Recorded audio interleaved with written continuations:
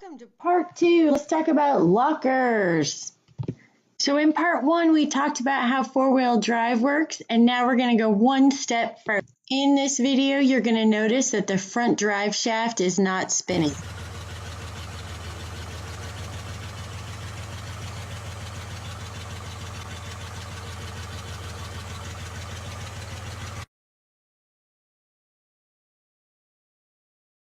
We notice the axle shafts and the front drive shaft are not spinning when I moved forward. That's because the hubs, manual locking hubs, are unlocked and the transfer case is in the two-wheel drive high position. Now, I'm going to do something. I'm going to put it in four-wheel low. Okay? Now, when we video, the front drive shaft will be spinning because the transfer case is in four low. Now, in this vehicle, what that does is it engages the front output out of the transfer case and puts power to the front drive shaft. Also puts the reduction to the gears to give you your low range. What it didn't do, because we haven't locked the hubs, is it has not engaged the front axle shafts to spin. So now we're going to lock the hubs, manual locking hubs, and that will engage the power to go from the drive shaft through the ring and pinion out to the wheels and turn the tires. So now let's lock the hubs. As you can see here, this is a manual locking hub, and I'm going to twist to the right, the direction it says lock, until it locks and I can no longer twist it. And then I will do the same thing on the other side as well. This one you just twist once and it is locked. Put the Jeep in four-wheel low in the transfer case. We've locked the manual locking hubs, giving power to the axles, to the tires, to the front tires. So now we have pull on the front end. But right now, it's considered what would be a limited slip or open differential. Only the tire with the least resistance is going to get power, okay? So it's not technically four-wheel drive like people think, where all four wheels turn, okay?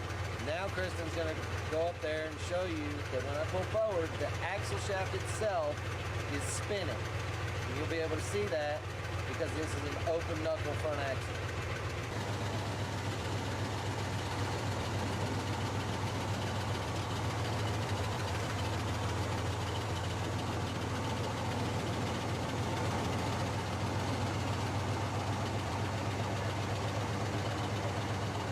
So we have four-wheel drive, traditional four-wheel drive with an open front end. Now, we also have an air locker in this front axle. It's actuated by air. What it does is it takes the gear, and instead of letting one tire spin and giving power to the tire with the least resistance, it locks it together and makes both of them turn. Now, when it does that, it puts everything in a bind, but makes that power go equally to both tires, okay? So if you have normal steering, factory steering, you're not gonna be able to steer it very well because that steering has resistance against it by both tires trying to travel at the same rate of speed, at the same distance. And if you go around a turn, of course the outside tire has to travel a further distance, okay? This is why you don't want to run a locker on the concrete or on the asphalt on the road, even because it's going to chirp the tire. It's going to make both tires travel the same distance, even though one's going further than the other. So we're going to have locked the front locker, which is air actuated. So we're going to turn on the compressor, and then we're going to actuate the front locker. Now it's locked, and both front wheels will now have power going to them. All we have to do is hit two buttons and make that happen. Sometimes you only have one button. Sometimes you have two buttons. That's an air locker. There's also electronic lockers that are engaged with an electronic charge or a magnetic system.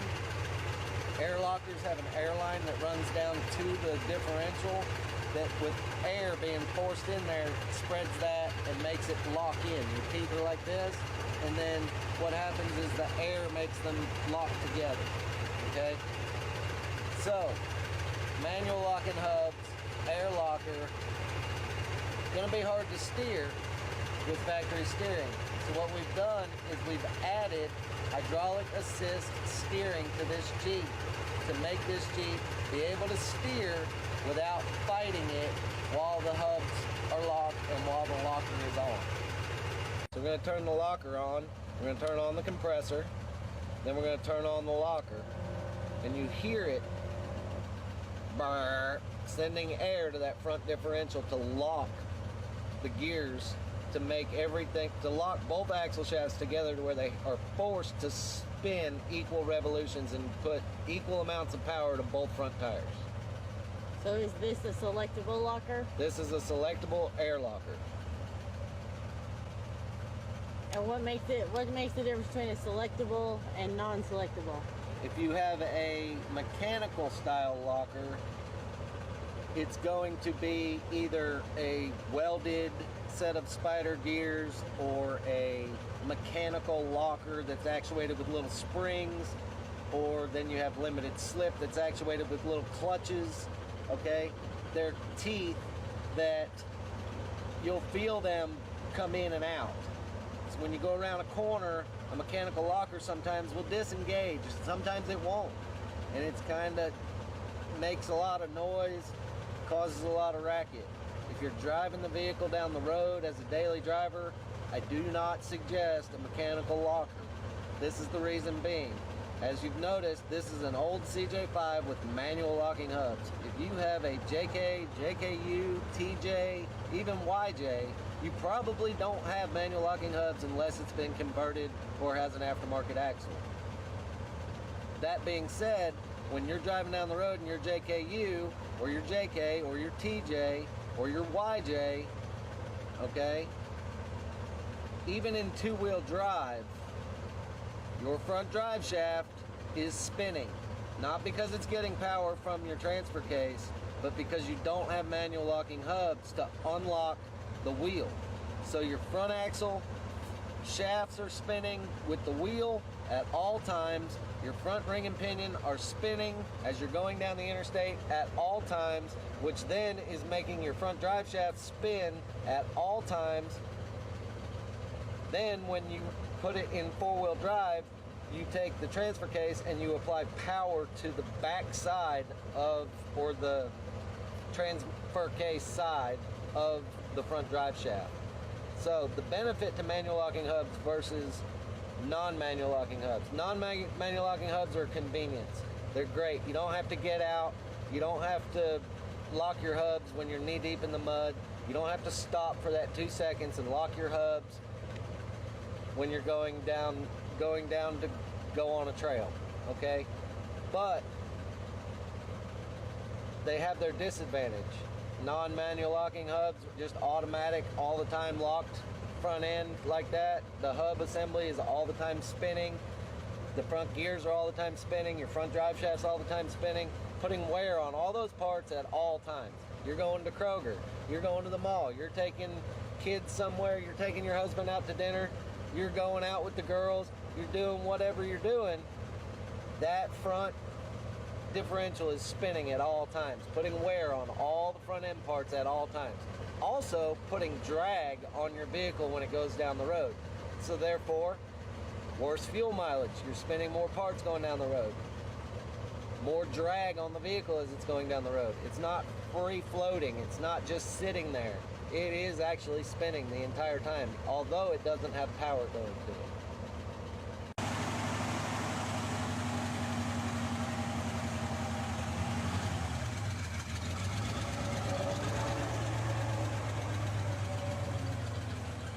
Okay, ladies, we're in our 2017 JKU Rubicon. It's in park, in two-wheel drive, nothing fancy, just the base model Rubicon. You see these buttons. These buttons have been talked about. It's the off-road section. It says off-road. The actually off-road part doesn't do you any good because it just says off-road. It's not a button. You can't push. You can push it all you want. It doesn't do anything. So, you have your sway bar disconnect because it's a Rubicon. You also have your axle lock, front and rear, okay? You're gonna notice these things on the dash as we go through this. We're in park, we're in two-wheel drive, okay? So we're gonna take this Jeep, we're gonna put it in neutral. It's gonna say vehicle not in park. It's pretty nice of them. The door's open, so I don't know why they call it ajar, but it's open. We don't have a tire pressure sensor in the front left tire, so just ignore that. What we're going to do is we're going to take this vehicle and we're going to pull it down into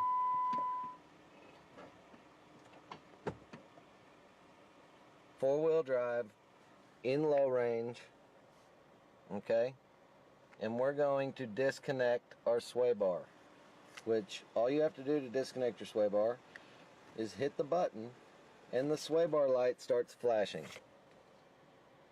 Now, flashing, I had to put the vehicle in reverse and back up a couple feet. Just sitting there in neutral, it wouldn't completely go through its process. So the sway bar is disconnected. It says sway bar on the dash, letting you know it's disconnected. Okay, now we're going to talk about our locker. Okay, we have a front and rear selectable electronic e-locker in this vehicle. So we push this button down and our rear locker engages. Okay, we see that rear, and it's a lock, so that makes both back tires have power. We push it down again and the front locker is now engaged, so now it's locked front and rear, and the sway bar is disconnected. To disengage the lockers, you're going to push up and they both go off. They're gone. So again, I'm going to push the button. You're going to watch the dash. Watch the dash. Push the button down. Rear locker. Push the button down again. Front locker. To disengage, push up. Okay? Now that's your lockers. Your in for low. Your sway bars get disconnected. And we've explained to you how to turn your locker on and off. It's an electronic locker in a JKU from the factory because it's a Rubicon. If it's a Sahara from the factory, will not have that locker. If it's a Sport from the factory, will not have that locker. If it's a TJ, of course your buttons are going to be in a different place. Only in a Rubicon is that a factory option. The other thing that the Rubicon does for you is it gives you 4-to-1 reduction in the transfer case, which makes your low range lower than the Sahara, than the Sport, than any of the other Jeeps.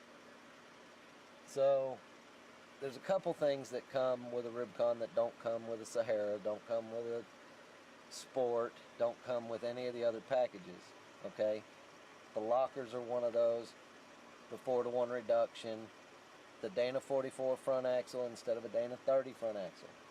Now, I wish we had more daylight because I'd show you that when we put this in two-wheel drive and we reconnect the sway bar, which is blinking, so I'm going to have to move to get it to do its thing,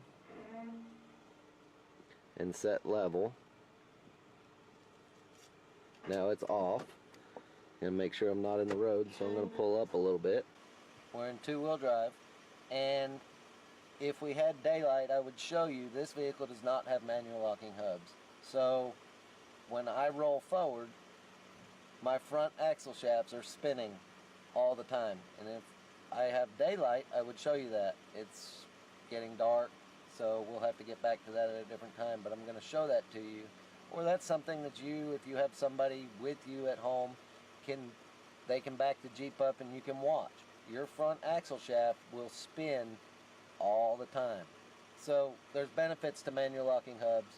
There's benefits to what is referred to as automatic locking hubs, or just not having a manual locking hub.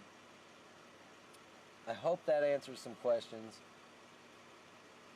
Only other thing I can think is with lockers, if you're driving the vehicle daily and you really don't want to wear your tires out, you probably want to go with a selectable locker, whether it be an air locker or an electric locker.